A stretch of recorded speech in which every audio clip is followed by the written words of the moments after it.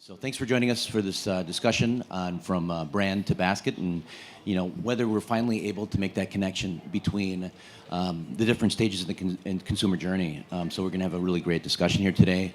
We can start out with little brief introductions of the panelists we got here today.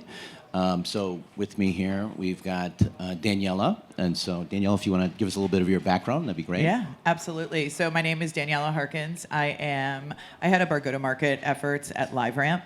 And if you don't know what LiveRamp does, we basically are the connective tissue across the ecosystem to do everything from data collaboration and across first, second, and third-party data, and powering the media ecosystem using data from everything from planning all the way to insights and optimization. So it's exciting. And I've always lived at the intersection of data, technology, and creative. So I love that you used the word connected. We believe a lot about connected. We're going to say that again, aren't we? We're going to say that on this panel some more, yeah. And we also got with us Jake Myers from Atmosphere. Great to have you here, Jake. If you could give us a little introduction. Absolutely. Jake Myers. I also just realized I have terrible posture. So without the lumbar support, I'm like, wow, am I really that hunchy? So Jake Myers, I head up sales and brand partnerships for Atmosphere TV. If you're not familiar with Atmosphere TV, we are a streaming television entertainment platform that you consume, just not inside your living room. So we stream and entertain folks inside of bars, restaurants, airports, dentist offices, essentially anywhere where there's a consumer-facing TV. We have reimagined the way that content can be distributed and entertain folks outside the living room. Great, awesome. And just a little bit about myself, Jerome Shimizu, co-founder of ABCS. Been working in analytics and measurement for almost 30 years now. It's kind of getting to be a crazy thing. I think my one claim to fame is I probably measured more outcome campaigns than anyone that's not retired, like going into the tens of thousands right now. So getting pretty scary. A little bit about our company. Our mantra is making media more valuable. One of the things that people are coming to know is we were a company that was in stealth mode for many years. We just really came out of hiding this year. One of the things people are finding out about us is we have the largest omni-channel data set in North America, covering audience, brand consideration, and sales, both in the United States and Canada, and we're adding many other markets, and we'll have updates on that later this year. And also, we are really talking about entering into this next era of ROAS, this fifth era that we call the connected outcomes era. And so if you happen to be at Possible this year, actually a couple months ago, I was presenting on that. And if you want to learn more about our vision for where things are going, we actually just posted that video on our website a couple days ago, so you can learn more about that. A couple things that are coming out of that is what we call cross-funnel measurement. So up until now, we've been talking about full funnel measurement, but now we're talking about not just full funnel, but also cross-funnel. So looking at that connected tissue between the different layers and stages along that consumer journey. Also helping out clients with building kind of next generation audiences that cut across the funnel, and in-flight optimization. And it's really been exciting for us. It's been a great journey. It's been a short journey so far, but it's been a great journey. You can see we were actually recognized last year as the 59th fastest growing private company in the United States by Inc. 5000. So that was pretty exciting, a milestone for us. So before I get into our discussion here, I want to just kind of kick it off with a little bit of seed data from actually McKinsey. They did a kind of state of marketing report this year. They had a couple of interesting facts. One of them was about CMO ranking and what they thought was most important. And, maybe a little surprising to me, they still are ranking brand as the #1 priority for them, which is what they've always had. And so that's an interesting thing to put things in perspective, that they're still completely focused on brand. I think the changes in the second metric that they put out to the world, which was 59% cite full funnel marketing optimization as the most important area of ROI. So that full funnel view is certainly on the minds of most CMOs today. And finally, the third kind of metric I thought was interesting is 40% actually still see themselves increasing their upper funnel spend share for brands. So, that is, again, kind of supports this idea that brand is still going to matter in the future, but there's another 60% to that, so, that's something to think about as well. So let me start out with the first question here. Is there such thing as a full funnel customer journey, consumer journey anymore, or are there thousands of journeys out there? I'll actually give this one over to Jake to start with. Absolutely. Sorry, I was just distracted. Danielle just looks so cool. I was like, man, I need to look more like French. Yeah, you got the outfit down Yeah, perfect. most interesting It woman in is the world. We had dinner the impressive. other night. She just starts speaking French fluently to the server. I'm like, what are we doing here? Why am I here? Let's go back to the question. Yeah, so for full funnel, customer journey, are there thousands of journeys, and why has connecting the journey become such a difficult problem? Yeah, I think what's interesting is we keep talking about the funnel and like not the funnel, right? I think what it really comes down to is it's a psychology issue, right? It's like we know that we have to have mental models for things, but we also know damn well that like we don't operate in the world as consumers in the way that we think about ourselves as marketers, right? And so, I mean, good example for me personally is the most expensive purchase you can make in your life or typically do is your house, right? And I am the most calculated consumer on the planet. It drives my wife crazy because I will do research on everything. But a couple of years ago, we had moved down to Austin in the middle of the pandemic, and we were renting a house because I didn't want to buy one when I was flying across the country, moving across the country, and the house got sold out from underneath us, right? And I had 3 months to find a new place to live for myself, my wife, and my 5-year-old and 3-year-old. And 3 days later, after the house got sold out from underneath us, I signed sight unseen to build a brand new house because I was in panic mode, right? So there was no consumer journey for me. There was just panic, sign a contract, build a house to make sure that I wasn't homeless with my 5-year-old, 3-year-old, right? And so I think when we think about how we influence the journey, I think we like to think about it in the way that we like to think about it as marketers. But when we put our consumer hat on, we don't really factor that in as much of the fact that like it's never really been a consumer a linear journey. It's just that we have more data and more opportunity to measure those things. So when we think about how to look at all these different aspects of it, is we're getting more information, and so we need to use that information to talk to people at the right time, put right message, right time to influence decision making, knowing that ultimately outcomes are based off of our KPIs and how do we measure those things. But I just think it's funny as we as a collective continue to talk about the funnel and the journey and so forth and so on, is like, is it this, is it that? And we know it's not just one thing, but we have to have mental models to fit it into. I totally agree, and I think like buying decisions get made when there's brand awareness happening. It gets made like everywhere that you could think of. I mean, if you think about what happens on social media, when I'm on Instagram, I am literally made aware of a brand and make a purchase within sometimes 10 seconds, right? I mean, we all do it. And so I think there's still all of this influence around buying it, but it's just the consumer behavior and how everybody says it's changed. It's changed, but like we've always made decisions, not in such a very like scientific way, right? I totally agree. So it's a really trick to me. It's the balance between the truth and simplicity in a way that's digestible that we can actually make a decision. And so some things may not be true, but they're at least simplified down to a point where they're useful, right? And so it doesn't have to be a perfect model. So for ABCS, we still certainly think about consumer journey like ABCS, actually audience brand consideration sales. That's actually our framework for the funnel journey, and yet. I do see this, like we see it every cycle. There's like a cycle that happens. It changes again, it changes again, and it changes again faster on each of those cycles. The latest one, I call it actually like the waffle journey now.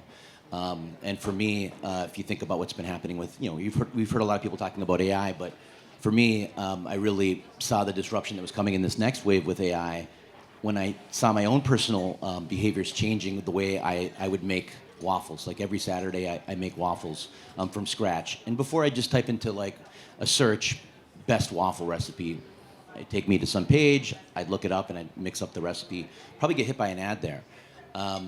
But then with AI, I've typed into these AI tools, give me the best recipe for waffles. And now suddenly I just get it directly to me. And so that's changed my behavior and I'm not seeing the same things I used to. So there's a waffle effect and it's having a pretty significant impact on where the inventory is landing in the ecosystem. You should trademark that, the waffle effect. The waffle effect. Making me hungry. Great. Okay, well, so let's go on to the next question here. What role does identity play in helping marketers connect the dots? Danielle, I'll give that one to you. I would say it is incredibly critical to leverage identity, to use identity to connect the dots. Because if you think about it, everybody is engaging with your brand or making purchases across multiple different devices, they're either sometimes they're doing it digitally, sometimes it's via QR code on a CTV ad, sometimes it is when you're walking in store. And if you don't have what I'm going to call it a single source of truth from an identity standpoint, you start connecting the wrong dots. And I think especially as you think about trying to really understand the value and measure the media and the outcomes you're trying to drive, identity becomes even more critical because it gives you a layer of accuracy and confidence that you understand who that consumer is and that you're matching that consumer across different devices, across different channels, in store, digitally, all of that. And so it just becomes, for us and like for me, it is the most critical foundation to a marketing strategy. 100%, totally agree. And in this world that's becoming so more complicated and there's so many different channels happening, the concept of identity, when you think about in real life versus digital, it gets even more complicated. And so you face those challenges from a technology perspective. We face them also as well, just from a measurement perspective. And so we always have to be inventing new ways to, cat and mouse kind of, or maybe dog and cat, find ways to create new countermeasures to figure out how to connect this person, this consumer, to the outcome that they're doing. So, I mean, you can't always get the insight that you're looking for as a marketer by looking at aggregate level data. So having that identity, I agree with you, it remains critical into the future. And even if you are aggregating the data or doing, like it serves as a really strong foundation for everything that you can start to build off of, and then ultimately just gives you a much more accurate view of what's really happening. Totally agree. Next question, I'm going to give it to Jake here. How should marketers think differently about attention? Yeah, I mean, we know that we're in the attention economy, right? And we're all competing for it. I think where we miss is when we disrupt and we don't really think about, like, when we're competing for attention is not to just grab it for 1 second to transact, but rather to provide surprising and delightful experiences, right? And so, not to talk about atmosphere, but like one of the reasons that I chose to come on to this company was when I first started having conversations, I was like, this makes no sense to me whatsoever. Like, there's no way I'm going to go to this company that's just this one platform that's so niche that people don't even know how to bucket from a buying perspective. And I had to go out and actually have the experience myself and text a couple of buddies. And actually, one of my friends texted me back that was in San Diego, and he was like, "Oh wait, that's the company? It's Chive TV." He's like, "My buddy and I used to meet at the same bar every single week to hang out, and we stopped going there because when we went there, we would just stare at the screen and watch those fail videos constantly. So we actually stopped going there so that we would actually talk to each other." And I was like, okay, so when we're competing for attention, what we're actually saying is, do we entertain? Do we surprise and delight? And I think where we miss a lot of times is that we provide those disruptive experiences, right? We compete for these small fractions of attention instead of really looking at how do we really engage with these folks? How do we treat them as individuals based off of their personality and identity, so forth and so on? How do we really engage with them instead of just transacting with them? And so I think in this attention economy where we have 1,000 different devices, 1,000 different options, really how do we inject ourselves at that point in their lives where the attention that they're going to give us provides utility and incremental value? Yeah, it's really interesting, seeing this industry evolve in different KPIs and different metrics. Attention, actually, I first came across it in 2007. I'll give you a name I think it was called Glance Guide. I don't know if anyone's ever heard of that, but it got acquired by Nielsen. But they talked about the attentiveness score, and so we've known as an industry actually that attention is an important metric for it's going on two decades now, but it's continued to evolve as a metric, kind of in parallel within this understanding of how advertising works, and intuitively as a consumer we know that it matters. So thank you for that. Next question: is omnichannel simply a buzzword, or are we finally making progress? Daniela. I don't think it's a buzzword. I think it might be overused at times. I think it could be, I think people talk about it in a way that they're doing things that maybe they're not. But I don't think it's a buzzword. I do think we're making progress against it. I think if you look at things like the technology that's come out with Clean Room, one of the reasons that omnichannel potentially we haven't been able to fully deliver on the promise of it is partially around data sharing and who's comfortable sharing what. And I think there's technologies like clean rooms and other things like that that have helped move it forward. It helps then present or connect all of the data in a privacy compliant way, and in a way that the data owners feel comfortable with it, that then are giving more opportunities to get a much more holistic view into performance and brand across channels.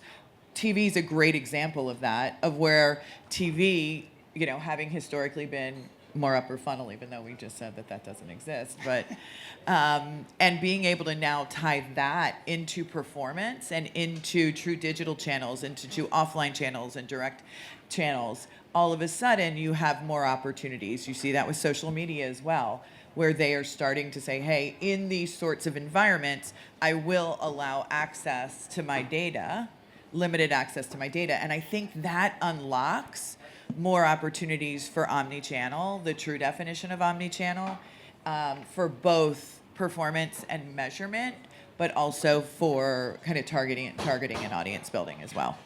I think it's a misunderstood word, and I think it becomes a buzzword when we use it to justify doing things, right? Or to not doing things, great call, right? And it's because we don't fully understand, or we didn't get access to the data, so forth and so on. But then we say, well, that doesn't fit into the omni-channel strategy, right? I think we use it. I think we abuse it. We bastardize it sometimes. Yeah, bastardizing it, yeah, no doubt. And you brought up the way that we use it and with how to define omnichannel. We actually kind of had a side conversation about this earlier this morning. To me, omnichannel, and I'm going to use a different definition, is more of like an end-by-end item. And so there's an omnichannel mindset. When I talk to some clients, it's about the different marketing channels, the different media mix. Yep. But then there's also from a channel distribution perspective of omni-channel, food, drug, mass, C-stores, of how you're getting your product out into the market, online and offline. And so when you think about omni-channel and the complexity we're coming into as an ecosystem, that's this end by end. There's N media channels by N distribution channels for omni-channel, and it's truly complex. So how do digital and physical experience influence one another? I don't know if there is a physical experience that I've had that, in the last 20 years, it hasn't been influenced by a digital experience. I was looking at a stat, and it says 4 out of 5 people are influenced digitally with their physical. So while we talk about digital and physical experiences, to me, it's just an experience with a brand. Right? It's just an experience that I either walked into the store and had an experience, I was watching something and I saw an experience, or I was watching TV or streaming something and I had an experience, or I was doing something on one of my devices and I had an experience. So I think that they are so critically important together. And I know that we separate them, but as a consumer, going back to what you were saying earlier about the journey, the funnel, as a consumer, I don't necessarily always think about them so separately. And so I think they are incredibly important. And I think we look at it and say, did this do X or did this do Y? Did this digital experience drive someone into a store? As a consumer, I'm like, hey, I saw these 3 brands across these 3 channels, and I'm engaging with them somehow. And so I don't really separate them that much from a consumer standpoint. I know why we do in our business, but I think they're incredibly critical, and they are inherently tied to each other. Yeah, I think it ultimately comes down to thumb wars, right? It's whether it's a physical experience or digital experience, what we're trying to do is get people to reach, and then get them to use their thumbs to engage with our brand, right? And so maybe that's already happening on a device, but if it's not, if it's a physical experience, like we know from a consumer behavior perspective, that's what they're going to do. We're probably all doing it as we walk up and down the croissant here. Is like we see a new brand you didn't know before, you Google it, right? So it's like, how do we make that the most seamless process possible? So the influence to me is it's all about like getting people to reach and then giving them the information that they need really, really, really fast so that they can engage with the brand. And just to build off you guys' comments, I liked what you said about, consumers don't always cooperate. Like we do what we do as marketers, and then they do whatever they want. And so one of the things I see out there happening, we think about these different journeys that consumers go through. You obviously retail media has been a huge area of expansion in our ecosystem. But we may sometimes try to create and force a journey that starts with digital and drives to a specific retailer for a specific brand.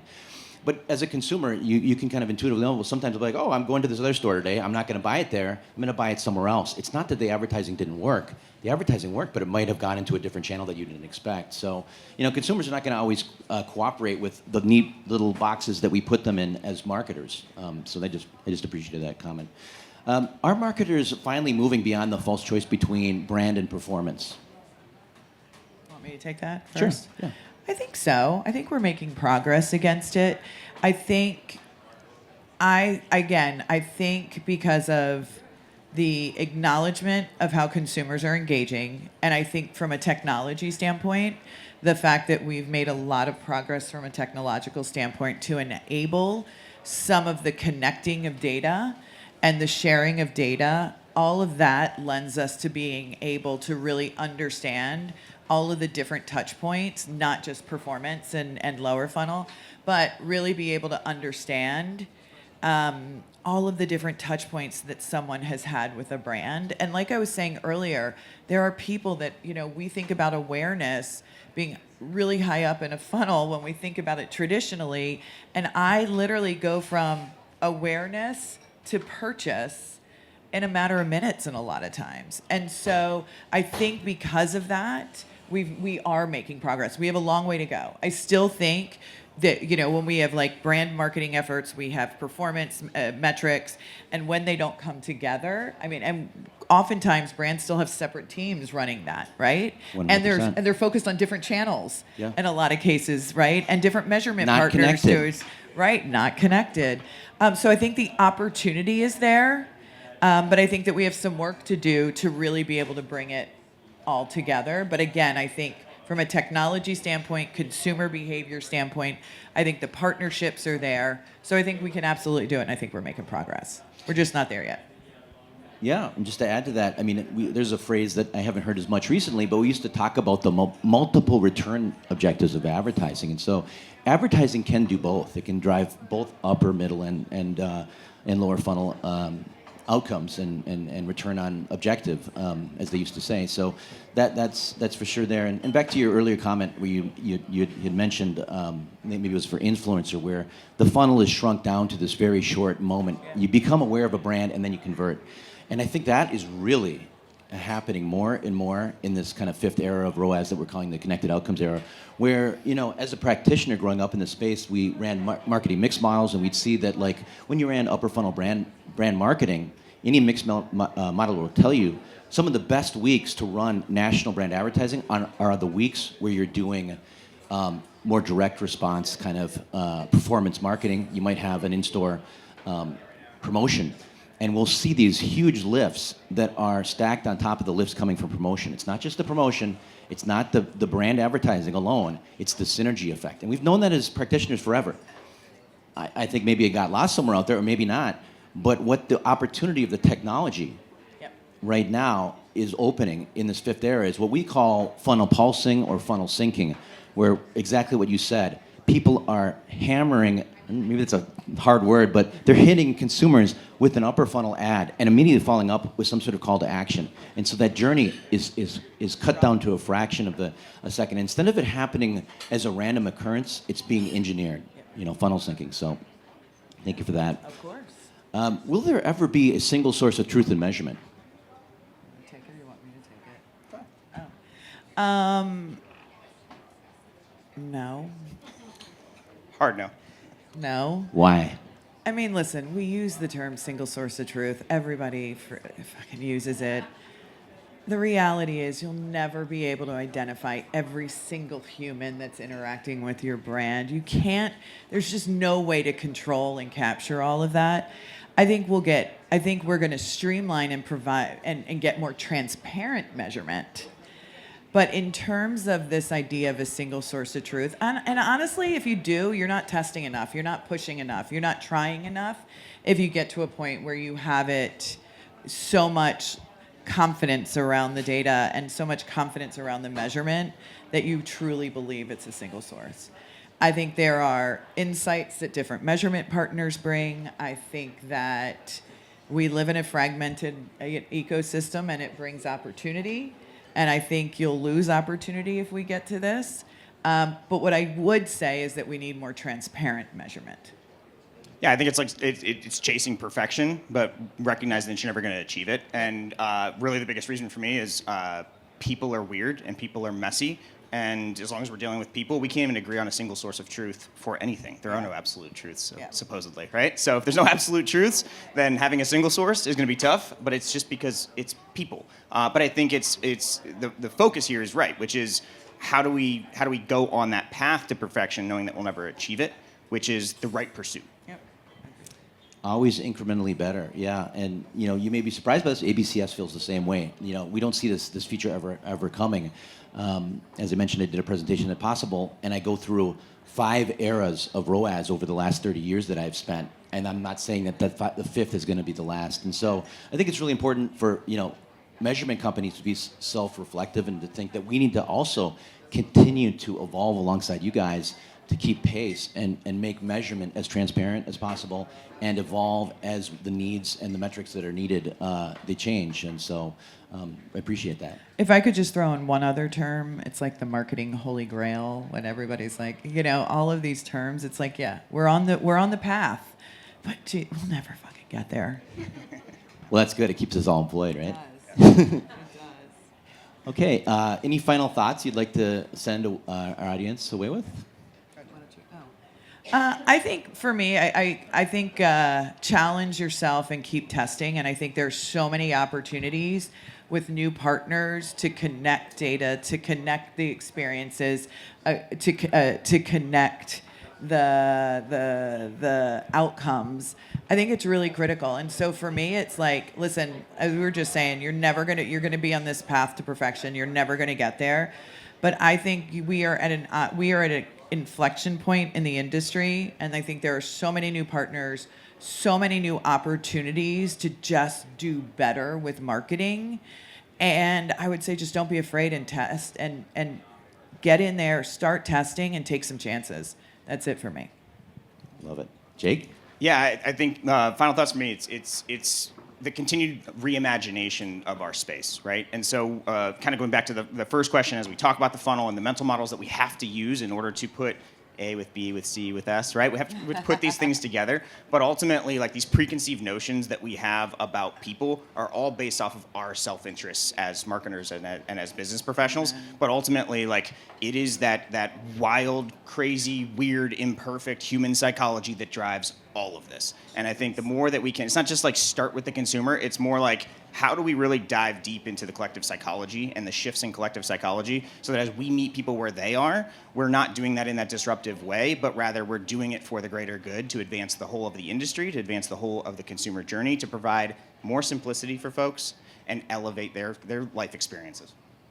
That's wonderful. We're really looking to create surplus for the consumer in everything we do, and so that's fantastic. And humans are not robots, right? And so they, like we said before, like they don't do always what we expect them to do, and so meeting them where they are is critical. So some key takeaways for me from the discussion here. One, the future is connected measurement. Thank you for amplifying connected. The lines between digital and physical have disappeared, right? We're entering an era where things like funnel syncing, as I like to describe it, the upper funnel, the mid funnel, maybe the lines are going away and they're happening so fast together, they're being engineered to happen together, and things are becoming much more efficient for people that are doing that. And then finally, brand and performance are no longer competing priorities, but they're working together. So, great. Totally agree. Thanks, guys. All right, everyone, have a great day. Thank you.